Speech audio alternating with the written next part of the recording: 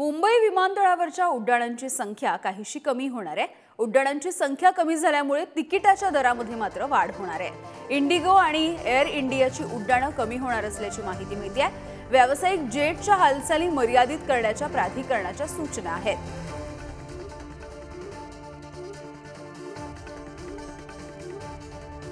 तर मुंबई विमानतळावरच्या विमानांच्या उड्डाणांची संख्या काहीशी कमी होणार असल्याचं कळतंय। खरं तर देशभरातलं अत्यंत महत्त्वाचं असं मुंबईचं हे विमानतळ आणि सर्वाधिक ज्या विमानांच्या फेऱ्या किंवा विमानांची उड्डाणं जी असतात ती खरं तर या विमानतळावरून केली जातात।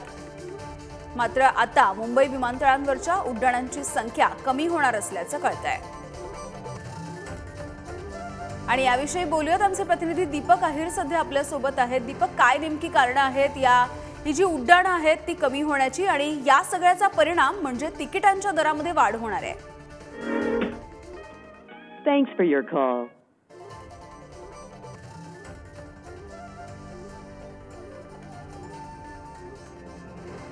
तर आपण बघतो ही आताची एक महत्त्वाची अपडेट आहे मुंबई विमानतळाविषयीची। मुंबई विमानतळावरून होणाऱ्या विमानांची उड्डाणं जी आहेत जी मोठ्या संख्येने दररोज होत असतात, या उड्डाणांची संख्या काहीशी कमी होणार असल्याची माहिती मिळते आहे। आणि अर्थातच विमानांची उड्डाणं कमी झाली की या सगळ्याचा परिणाम विमानांच्या तिकिटांच्या दरावरती होणार आहे आणि तिकिटांच्या दरामध्ये वाढ होणार आहे।